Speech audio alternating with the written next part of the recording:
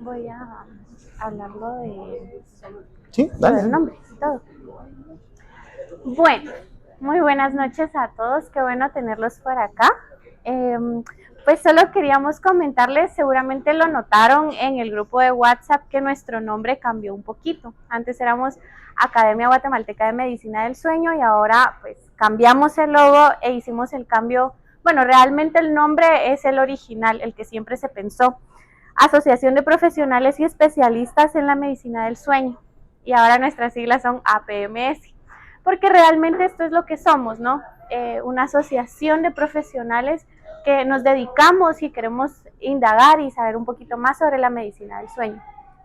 Entonces, pues esto fue también un requisito de parte del Colegio de Médicos para que podamos al final estar avalados por ellos y próximamente utilizar estas conferencias como horas crédito también, ¿sí? Entonces, ay, muchas gracias. Gracias. Entonces, pues eso es parte de alguno de los avisos que les queríamos dar. Y luego, pues presentarles al doctor Cobar, ya algunos lo conocerán. Él es médico y cirujano egresado de la Universidad de San Carlos de Guatemala. Hizo su especialidad en medicina interna en el Hospital Roosevelt, la especialidad de neumología en la Universidad Autónoma de México y tiene una especialidad en somnología egresado de la Universidad Europea de Madrid. Entonces, por favor, te dejamos ahí. Eso. Gracias. Bueno, en principio, gracias a todos. Estamos muy contentos porque hemos llegado al final de este año, que ya vamos a cumplir un año y medio de existir como Academia Guatemalteca de Medicina de Sueño. Y pues hemos tenido un año muy exitoso donde hemos convivido pues 12 veces y esperemos que sean más. Para el próximo año tenemos grandes planes. Ayer hicimos ya la primera reunión virtual con vías a conformar el grupo que va a desarrollar todo el proyecto para el Congreso. La verdad es que me ilusionó mucho ver la ilusión de la gente que participó y todos están invitados a colaborar para que este proyecto se lleve a cabo. Muy probablemente para finales de julio o agosto, más probable. Todos queremos que sea agosto porque hay más distancia, sobre todo con los congresos grandes, que es el de cirugía, el de medicina interna, el de pediatría. Como que la fecha se despeja un poquito más y eso facilita para que tengamos mayor afluencia este próximo año. Entonces eso nos ilusiona mucho, ya dimos los primeros pasos, así que adelante, hay que seguir caminando. Y pues me complace verlos hoy aquí acompañándonos de nuevo en esta charla. Entonces hoy vamos a platicar sobre hipersomnolencia de origen central y estos diagnósticos por algunos investigadores o los artículos que uno puede leer lo califican como enfermedades huérfanas, es decir, no le hemos puesto mucha atención, como que estamos un poquito alejados de ellas y por eso creo que somos afortunados de platicar de estas cosas en la asociación, en nuestra asociación. Entonces vamos a ir adelante y solo vamos a hablar un poquito sobre las clasificaciones. No voy a ahondar mucho en esto porque si no nos tardamos mucho, pero hay 7 grandes grupos, no sé si se escucha mucho. Ajá. ¿Sí? Por ahí. Hola. Creo que sí. Hay 7 grandes grupos, no puedo señalar aquí por la pantalla, pero hay 7 grandes grupos de sueño o de trastornos de sueño. Esta es la última clasificación que fue publicada en el año 2014 y después de esta han habido modificaciones leves, ¿verdad? Por ejemplo, los trastornos del insomnio, que ahora mismo se clasifican en agudos y crónicos dependiendo de si el paciente lleva más o menos de 3 meses de duración. Los trastornos respiratorios relacionados con el sueño, en donde pues todos hemos tenido contactos en pacientes con apnea de sueño, tanto adultos como pediátricos. Trastornos centrales de la hipersomnolencia, que es lo que vamos a platicar hoy principalmente, en donde la narcolepsia tipo 1 y la narcolepsia tipo 2 pues se llevan, digamos, los aplausos porque es la entidad más reconocida, pero también hay hipersomnolencias idiopáticas o hipersomnolencias que son secundarias a otras entidades médicas. trastornos del ritmo circadiano, que el doctor Jerez nos platicó algunas de ellas en el transcurso de este año, en donde el trastorno de retraso de fase o de adelanto de fase son las más frecuentes. El jet lag, que muchos de ustedes probablemente han padecido cuando hacen viajes y nos saltamos el charco, ¿verdad? Las parasomnias, seguramente muchos de ustedes han tenido o hemos tenido contacto con pacientes que sufren parasomnias, por ejemplo, los que hablan dormidos, los pacientes que sufren sonambulismo, que son parasomnias asociadas a sueño no REM, y las asociadas a sueño REM, por ejemplo, las parálisis del sueño, las pesadillas, por ejemplo, son asociadas a sueño REM. Los trastornos del movimiento relacionados con el sueño, tuvimos una muy bonita charla sobre síndrome de piernas inquietas o trastornos del movimiento asociados a sueño REM, que son estos movimientos violentos que muchas veces se relacionan con alguien que está soñando y de repente golpean a la pareja, ¿verdad? Y otros trastornos un poquito más extraños, ¿verdad? Así que no tienen excusa, sí hay diagnóstico en estas cosas. Y hay otros trastornos un poquito más extraños, ¿verdad? Como el síndrome de la cabeza explosiva, ¿verdad? En fin, hay una serie de trastornos un poquito más peculiares en este grupo. Vamos a seguir platicando, siempre sobre la clasificación, y hablando ya específicamente sobre los trastornos centrales de la hipersomnolencia, la narcolepsia tipo 1, la narcolepsia tipo 2, la hipersomnia idiopática, que es el diagnóstico diferencial entre la narcolepsia tipo 2, el síndrome de Klein-Levin, que es básicamente un trastorno psiquiátrico, estos pacientes que tienen mucho sueño durante el día, pero tienen impulsos de hipersexualidad o hiperactividad por periodos pequeños, ¿verdad? Regularmente tienen 2 o 3 crisis al año, esos probablemente los ve el doctor Jerez por ahí, ¿verdad? La hipersomnia debido a trastornos médicos, ¿verdad? Por ejemplo, los traumas craneoencefálicos, y hay otros trastornos médicos como por ejemplo las demencias que pueden producir hipersomnolencia, sustancias tóxicas, un sinfín de drogas o el desapego a las anfetaminas. También los pacientes que con regularidad toman cantidades importantes de café y se despegan de la cafeína pueden tener episodios de hipersomnolencia. La hipersomnia causada o asociada a trastornos mentales, por ejemplo los trastornos depresivos o las fases depresivas asociadas a bipolaridad, el síndrome de sueño insuficiente, que probablemente es el más frecuente de todos estos, y algunas variantes que se consideran normales, como los dormidores largos. ¿Quién de ustedes, o por ejemplo, yo sí he conocido dormidores largos, gente que de manera normal necesita dormir por lo menos 10 horas al día, ¿verdad? Para sentirse bien. Y entonces les voy a presentar un caso clínico que, por cierto, este caso no ha venido hoy, pero este caso me lo refirió Raúl, ¿verdad? Y es una chica, una jovencita de 16 años, estudiante de secundaria. Ella fue acompañada por sus padres y tenía una historia de aproximadamente 2 años de evolución con hipersomnolencia, ¿verdad? Poco a poco, sobre todo los últimos meses, empezó a hacerse más aguda, empezó a hacerse más importante, al punto que no podía mantenerse despierta durante la mañana para recibir sus clases. Las maestras, sin saber el diagnóstico y sin saber a qué se debía, comenzaron a darle pequeños periodos de siesta para que pudiera reponerse.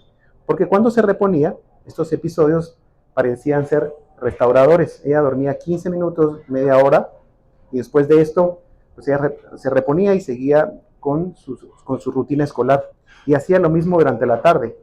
Pero había ya tenido periodos muy preocupantes en donde de repente apagaba el switch y se quedaba dormida de un momento a otro, ¿verdad? Ya después ella en la clínica nos terminó contando que incluso había tenido episodios en donde había tenido alucinaciones visuales.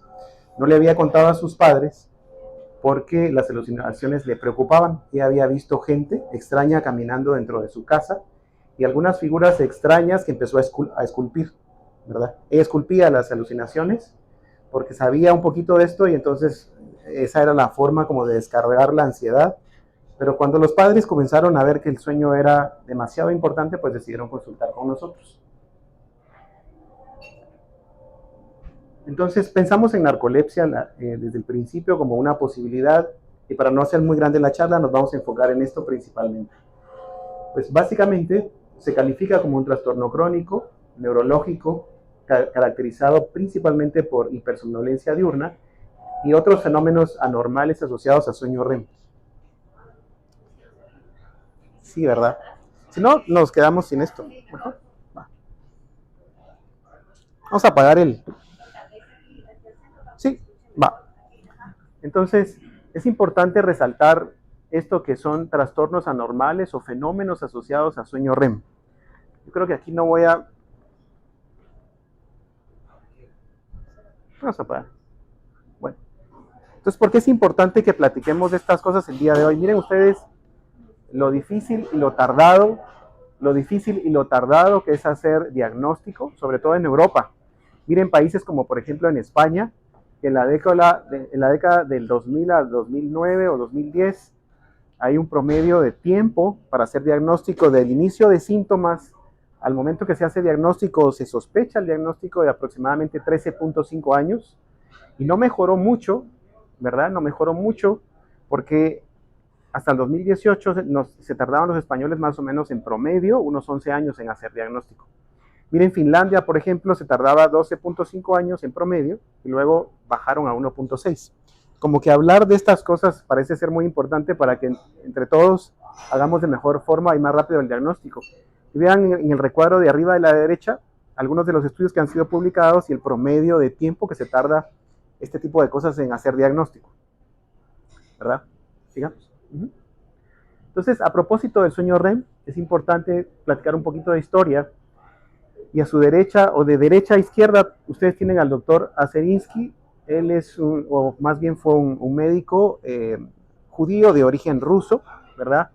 Que estando entrenándose en el laboratorio de Kleitman, que es el segundo que ustedes ven de derecha a izquierda, en Chicago, fueron los primeros que publicaron en 1953 un artículo en donde pudieron describir la alternancia entre lo que llamaron sueño quieto y sueño REM, ¿verdad? Entonces, ellos fueron los primeros que describieron esta alternancia entre lo que conocemos ahora como sueño REM y sueño no REM. Después Demen, el izquierdo, no, mejor dicho, Joubert, el primero de izquierda a derecha, fue el que publicó la debilidad asociada, sobre todo en miembros inferiores a sueño REM, y sobre todo el sitio anatómico en el puente cerebral, que es donde encontramos como responsable de producir debilidad o atonía muscular asociado a sueño REM. Sigamos. Entonces, ¿cuáles son las características fisiológicas del sueño REM? La realidad es que hay muchas, pero estas son las principales. Movimientos oculares rápidos, y por eso lleva su nombre. Una reducida amplitud y alta frecuencia del electroencefalograma. Ondas teta de alta amplitud y el electroencefalograma, supresión de la actividad muscular, contracciones musculares intermitentes, activación respiratoria y autonómica, fluctuaciones de temperatura, frecuencia cardíaca y presión arterial, muy importante para los cardiólogos, y por eso es que en la segunda mitad del sueño o de la noche es cuando más hay infartos y eventos cerebrovasculares, elevado umbral a los estímulos para despertar. Y falta algo importante que es de lo que vamos a platicar hoy en la noche. ¿Alguien quisiera opinar qué le falta a la diapositiva para que a todo eso? Hay una característica muy importante asociada a sueño REM. No sé si alguien quiere dar una opinión.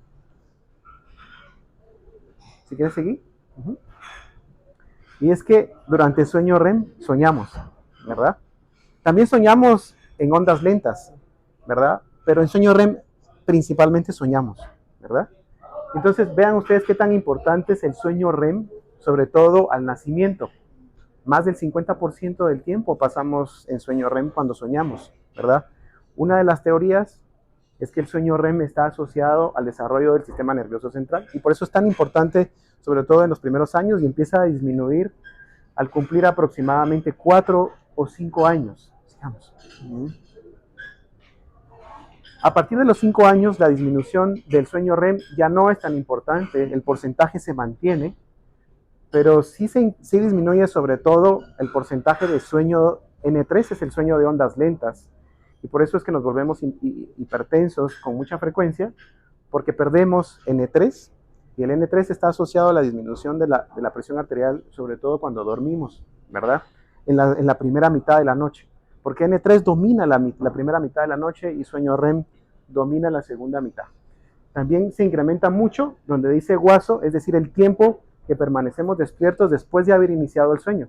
Por eso es que muchos de nosotros, después de cierta edad, nos empieza a costar más mantenernos dormidos, ¿verdad?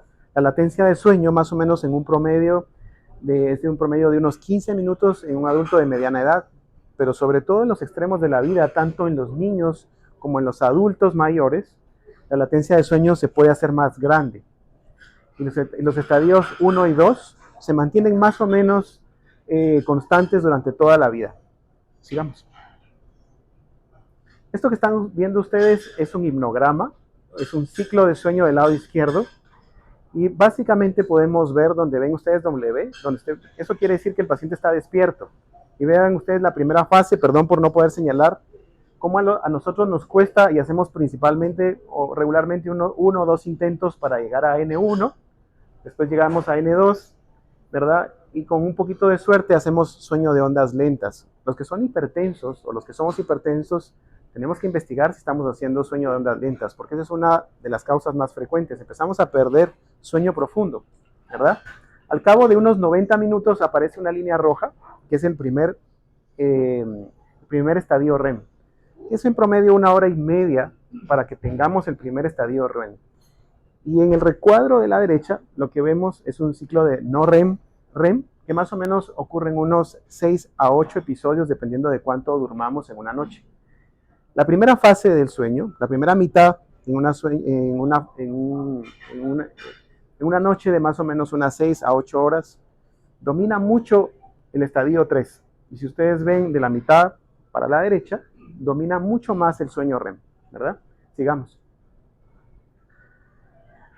Algo de epidemiología y algo de estadística en relación a narcolepsia, pues una en 2.000 personas, la edad promedio más o menos de inicio entre los 20 y los 30 años. 2 picos de edad, a los 15 y a los 35 años, entre hombres y mujeres la prevalencia es la misma. 60 a 70% de los pacientes con narcolepsia padecen cataplegias, que probablemente o sin duda alguna es la característica clínica más dramática y que más llama la atención.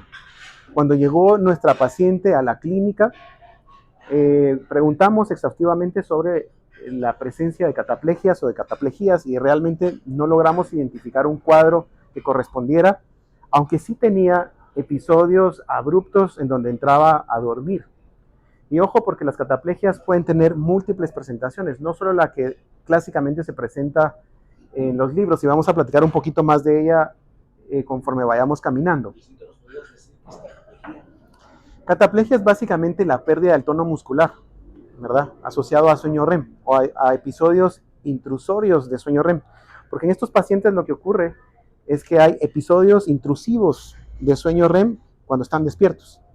Y como REM se caracteriza por soñar y por atonía muscular, entonces estos pacientes estando despiertos, sí, pero se desvanecen, ¿verdad? Aunque vamos a platicar un poquito más de las cataplegias en un momento, ¿verdad?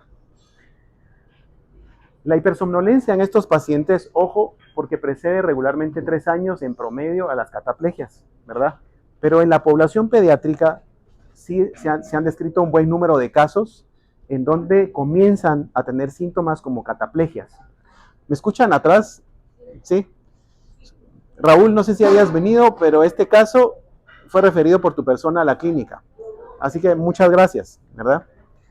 90 a 95% de los pacientes con narcolepsia tipo 1 tienen un alelo, este alelo que describimos aquí, que no lo quiero mencionar porque me equivoco siempre que lo pronuncio, pero este alelo básicamente está presente hasta en el 90% de los pacientes con narcolepsia tipo 1 y más o menos en un 30% de los pacientes narcolépticos tipo 2. Esto es independientemente de la raza, ¿verdad? Sigamos. ¿Verdad? ¿Cuáles son los criterios de clasificación y diagnóstico para la narcolepsia? Vean ustedes, han variado un poquito y se han agregado características. La narcolepsia tipo 1 se caracteriza a partir del 2005, ¿verdad? Por tener cataplegias o cataplejías. Y la narcolepsia tipo 2, pues no las tiene. ¿verdad? Se agregaron los niveles de hipocretina, ¿verdad? Que están bajos o ausentes. Esto fue a partir del 2014. Hipocretina normal, dependiendo si es narcolepsia tipo 1 o la tipo 2. Y en la última clasificación que fue publicada en el año 2023, hace un añito aproximadamente, el diagnóstico de narcolepsia tipo 1 cambió y se incluyeron dentro de los criterios diagnósticos los famosos SOREM. ¿Cuáles son los SOREM?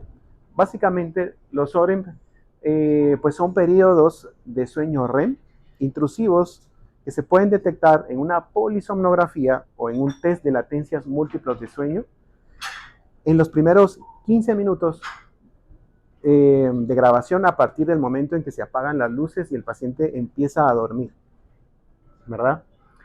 Se necesitan, sigamos la siguiente porque vamos a ver un poquito más específico, para la narcolepsia tipo 1, episodios diarios de sueño durante los últimos 3 meses, más cataplejías y disminución de hipocretina. Y la narcolepsia tipo 2, pues los criterios diagnósticos básicamente son los mismos, pero sin cataplegias. También tiene que tener 3 meses de duración con hipersomnolencia. La latencia de sueño corta, la presencia de SOREM en polisomnografía o en test de latencias múltiples de sueño, ¿verdad? Y hace falta mencionar que siempre es importante tomar en cuenta, si está a nuestro alcance, en Guatemala no se hace, ¿verdad?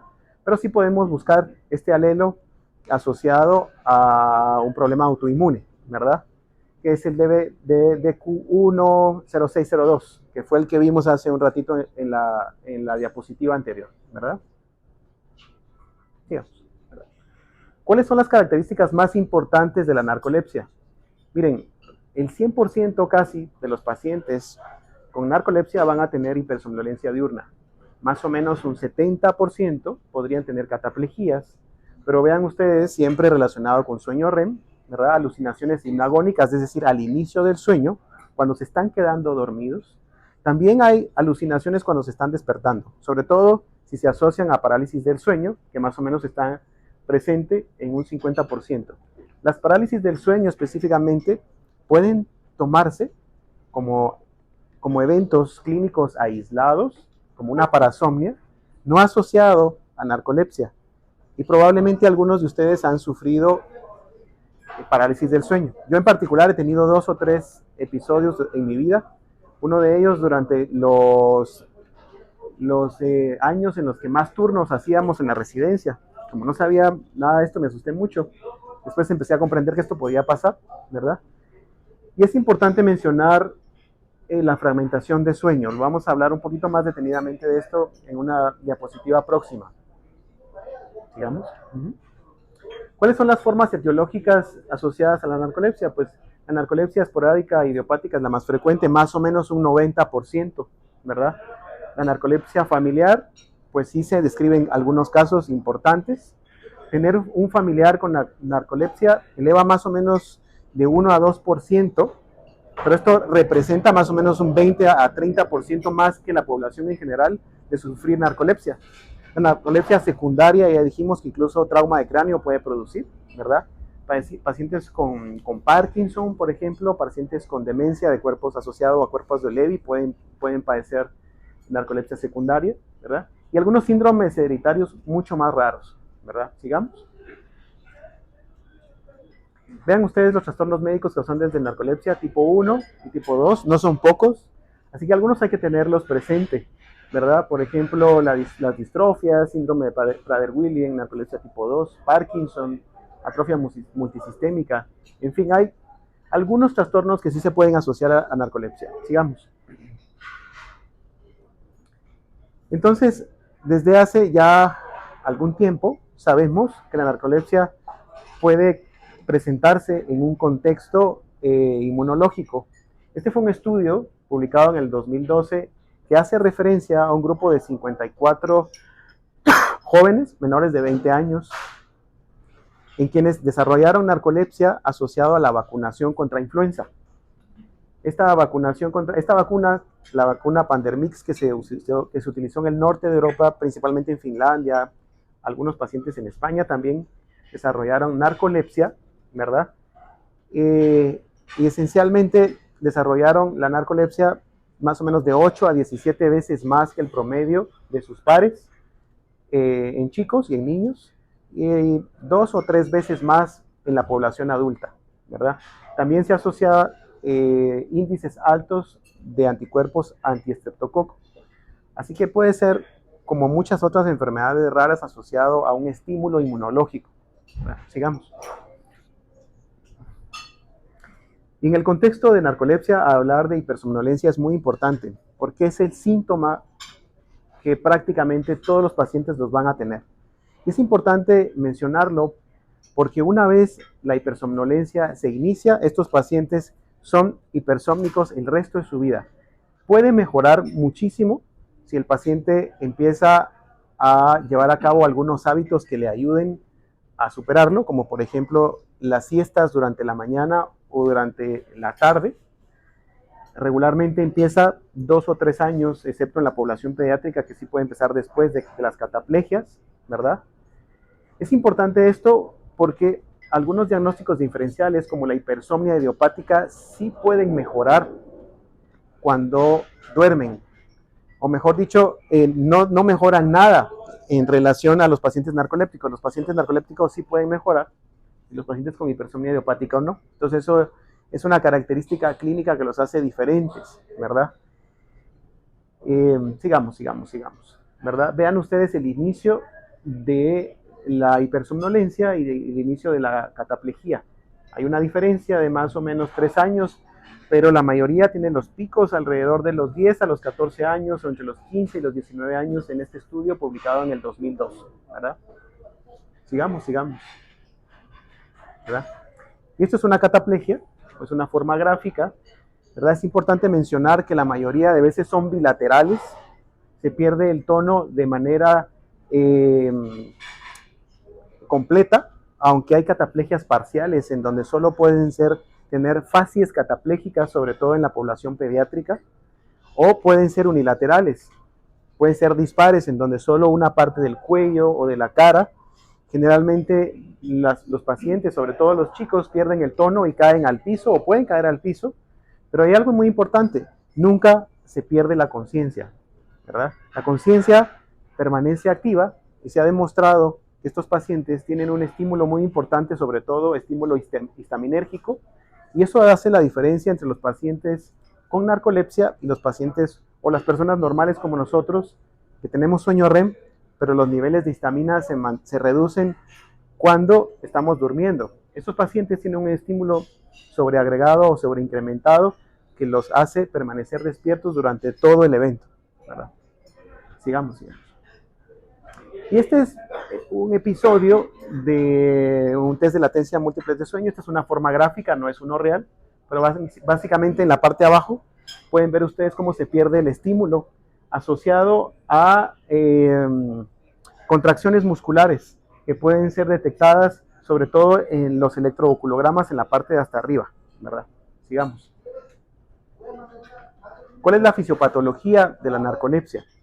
Pues mire, ahora sabemos que la pérdida de neuronas productoras de orexinas, que son estos neurotransmisores que nos ayudan a estar despiertos o a permanecer en vigilia, disminuyen la liberación de neurotransmisores encargados de generar el estado de alerta, ¿verdad?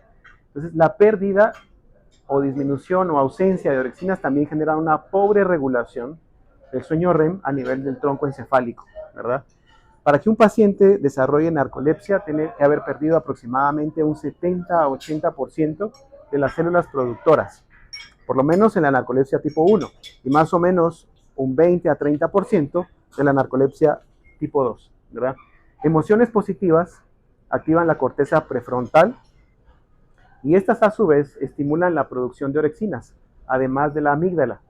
En pacientes con narcolepsia se pierde el balance que permite suprimir el sueño REM, permitiendo la activación de vías descendentes que inhiben las neuronas motoras, resultando en cataplejías. ¿Sí? Sigamos. ¿Y por qué es importante hablar de orexinas? Vean, se produce a nivel de la parte dorsal del hipotálamo, pero en realidad estimulan un montón de áreas cerebrales y del tronco encefálico. Por ejemplo, el tegmento pedúnculo pontino, ¿verdad? Responsable de la acetilcolina. En el caso de la acetilcolina particularmente disminuye cuando estamos durmiendo y sobre todo mucho más antes de comenzar el sueño REM, ¿verdad? El locus coeruleus asociado a la norepinefrina, el núcleo dorsal de RAFE asociado a serotonina. Todos estos son neurotransmisores que nos permiten mantener la vigilia, ¿verdad? Y cuando se pierde la secreción también de dopamina, de histamina, ¿verdad? Y sobre todo de estímulos a nivel de la corteza cerebral. Sigamos. Y esta diapositiva, antes de explicarla, pues le pido una disculpa a los neurólogos porque ellos saben mucho más de esto. Así que si digo una tontería me pueden corregir.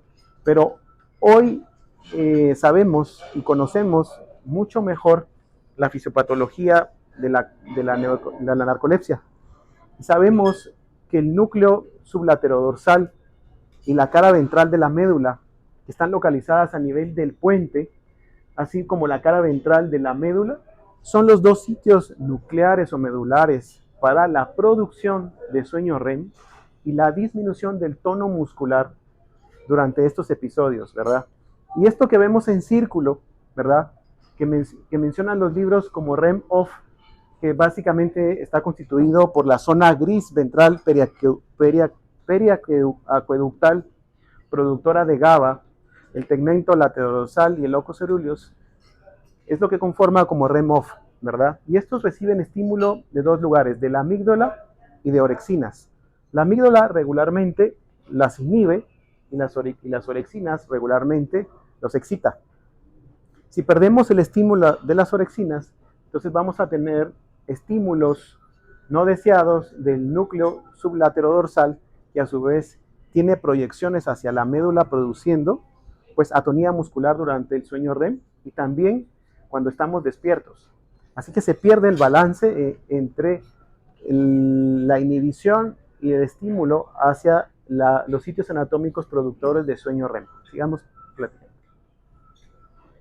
Este es un artículo de Neurology publicado en el 2005, donde compararon, por supuesto, en necropsia, ¿verdad? Dos pacientes que padecían narcolepsia tipo 1 versus 8 controles. Y pueden ustedes ver a través de inmunohistoquímica la diferencia entre los pacientes normales y los pacientes con narcolepsia tipo 1, la cantidad de neuronas que ha perdido productoras de orexinas. Sigamos. Los niveles de hipocretina, sin embargo, pues no los podemos encontrar disminuidos únicamente en los pacientes narcolépticos. Los pacientes con Guillain-Barré se parecen mucho en este sentido, ¿verdad? Pero hay una serie de circunstancias en donde se pueden ver disminuidas. Sin embargo, no tan dramáticamente como los pacientes con narcolepsia tipo 1. Y por supuesto, las manifestaciones neurológicas pues son muy distintas. Así que si podemos hacer niveles de orexinas en líquido cefalorraquídeo, sería importante. No lo podemos hacer en Guatemala, hemos preguntado en México, tampoco lo pueden hacer probablemente Colombia, y Barcelona sí tiene laboratorios de referencia a donde podríamos enviar a algunos pacientes si sospechamos de esto, ¿verdad?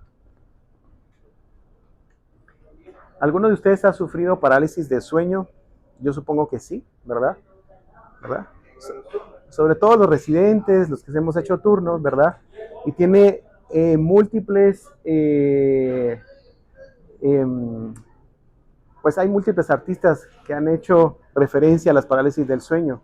Y básicamente son estos episodios en donde despertamos, podemos estar conscientes de nuestra situación, podemos incluso ver, pero no nos podemos mover. ¿Por qué? Porque la atonía es parte de las características asociadas a sueño REM o estos episodios intrusorios de sueño REM, ¿verdad? Estos episodios, por supuesto, tienen asociación con representaciones mitológicas, así como esta, en la pesadilla de Fuseli, en donde hay un monstruo, ¿verdad? O un espíritu que se posa sobre el pecho de una dama, ¿verdad? En donde probablemente hace referencia a que los pacientes que sufren parálisis del sueño les cuesta respirar. Sí se puede sentir cierta sensación de fatiga en estos episodios. Gracias. Sigamos. Bueno, y la escala de severidad de la narcolepsia nos ayuda a como un elemento sí, como un elemento para poder hacer screening en la clínica y hace referencia a los síntomas asociados a la hipersomnolencia y cómo nos afectan las tareas diarias, ¿verdad? La puntuación de 0 a 10 es normal y patológico con 12 puntos o más. Sigamos. La polisomnografía de sueño es muy importante para investigar a pacientes en los que sospechamos narcolepsia. Regularmente se hace la polisomnografía antes y en la misma noche, o al amanecer más bien, se continúa con un test de latencias múltiples de sueño. Ahí podemos ver a Alejandra calificando o ayudándonos a ver el laboratorio, ¿verdad? ¿Por qué es importante la polisomnografía? Bueno, en realidad nos ayuda a muchas cosas. Podemos ver si el paciente una noche antes, para empezar a realizar el test de latencias, ha dormido al menos 6 o 8 horas. Nos ayuda a descartar que la hipersomnia no se deba a otros trastornos, como por ejemplo piernas inquietas, por ejemplo apnea de sueño, ¿verdad? Generalmente podemos encontrar una latencia de sueño disminuida, sueño fraccionado, y también es importante porque en la polisomnografía de sueño hecha antes del test de latencias podemos encontrar el primer SOREM, es decir, estos episodios intrusorios de sueño REM en los primeros 15 minutos una vez el paciente empezaba a dormir. Sigamos. Esta es una forma gráfica y didáctica de un test de latencias múltiples de sueño, donde podemos ver de la mitad a la derecha cómo se inicia abruptamente un episodio de sueño REM, ¿verdad? Sigamos. Y esta es una forma gráfica comparando un test de latencias de un paciente normal versus un paciente con narcolepsia. En la parte de arriba podemos ver a un paciente con narcolepsia y abajo sin narcolepsia. Las flechas azulitas que ustedes ven ahí distribuidas son estos episodios en donde hay episodios intrusivos de SOREM, es decir, de sueño REM, que están presentes tanto durante el día, que son las zonas claras, y durante la noche, que son las zonas oscuras. Vean ustedes el primer episodio de sueño REM, que está hasta arriba del lado izquierdo, que más o menos se habrá tardado unos 15, 20 minutos en comenzar, versus en un paciente normal, ¿verdad? Que solo lo tiene durante la noche mientras está durmiendo. También los pacientes con narcolepsia regularmente tienen un sueño fraccionado. Los episodios de sueño REM entran y salen de forma frecuente, ¿verdad? Versus un paciente normal o una persona normal en donde los episodios de sueño son mucho más estables. Sigamos. Este es un mismo ejemplo del test de latencias de múltiplos de sueño, en donde podemos ver que el inicio de sueño en todos los episodios, en la siesta número 1, en la siesta número 2, hasta la siesta número 5, porque son 5 siestas las que se hacen en un test de latencias múltiples, siempre el paciente comenzó a dormir muy rápido, es decir, tiene una latencia muy corta, pero también ahí tuvo 2 episodios donde hay sueño REM a los 9 y a los 10.5 minutos. Ahí tenemos un diagnóstico de narcolepsia. Sigamos. Y este es el test de latencias de nuestra paciente, la paciente que refirió Raúl, ¿verdad? En donde podemos ver en la segunda mitad hacia el lado derecho cómo empezamos a tener movimientos oculares rápidos. Para situarlo de manera un poquito más específico, son estos caracteres eléctricos que ven ustedes sobre la línea amarilla horizontal. Ahí podemos ver movimientos oculares rápidos, ¿verdad? Y no habiendo así del lado izquierdo. Este primer test de latencias marcó REM a los 8 minutos con 13 segundos. Y pasemos la diapositiva. Vean ustedes este segundo episodio donde lo tuvo a los 12 minutos y 19 segundos. Lo que hacemos en un test de latencias múltiples es que después de la polisomnografía podemos poner a los pacientes a dormir 5 siestas divididas por 2 horas de vigilia. Estos pacientes permanecen prácticamente un día completo en el laboratorio, porque primero se hace la polisomnografía, amanece el paciente, se le da a desayunar, y 2 horas después de haberlo despertado comenzamos con la primera siesta. La primera siesta puede durar aproximadamente 20 minutos, porque una vez que localizamos el primer episodio de sueño REM, se despierta al paciente, le damos 2 horas para volverlo a dormir. Y esto lo realizamos 4 o 5 veces después de haber comenzado el test, o sea que el paciente puede ir saliendo del laboratorio aproximadamente a las 5 o a las 6 de la tarde del día siguiente, ¿verdad? Sigamos. ¿Cuáles son los diagnósticos diferenciales? Pues trastornos respiratorios durante el sueño, esto ya lo mencionamos, si quieren sigamos caminando, ¿verdad? Ya vamos a terminar, y solo para mencionarles, miren, este es el arsenal terapéutico con el que contamos para tratar pacientes narcolépticos. Tenemos, digamos, el gran obstáculo que no todos los medicamentos los podemos conseguir en Guatemala, ¿verdad? Llama la atención que solo el pitolizant y el oxalato sódico están aprobados por FDA para tratar a los pacientes cuando tienen hipersomnolencia y al mismo tiempo padecen cataplegia.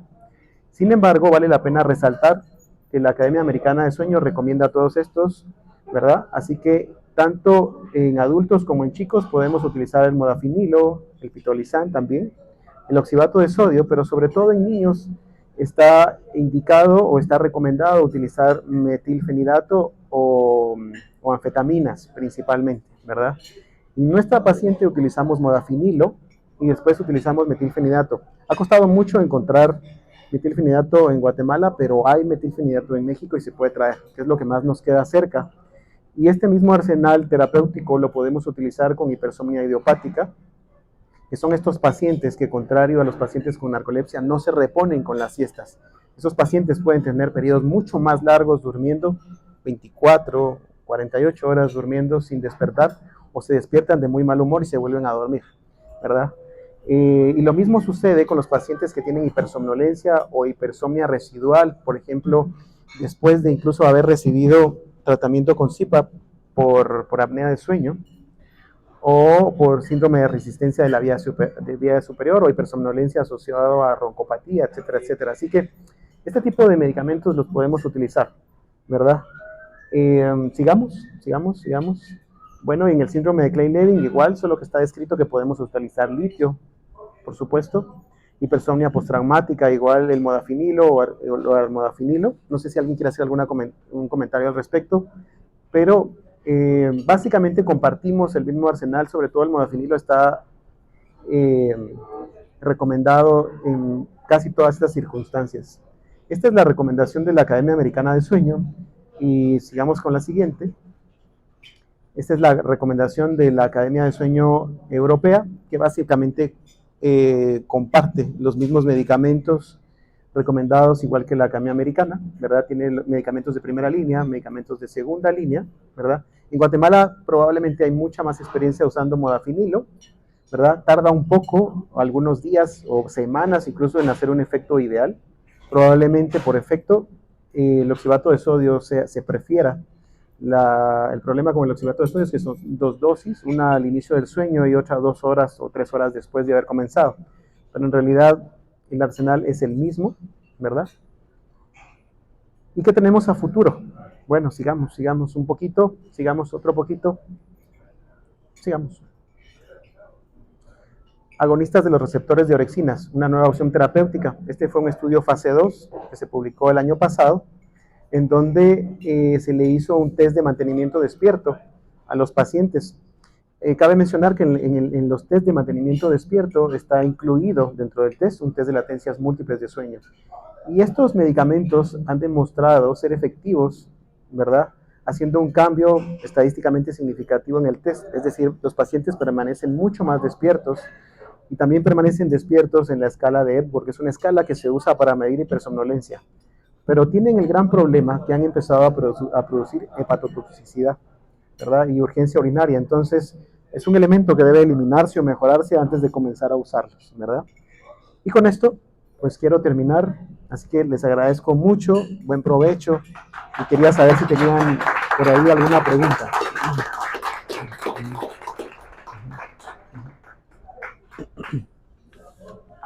Gracias, güey. No llega.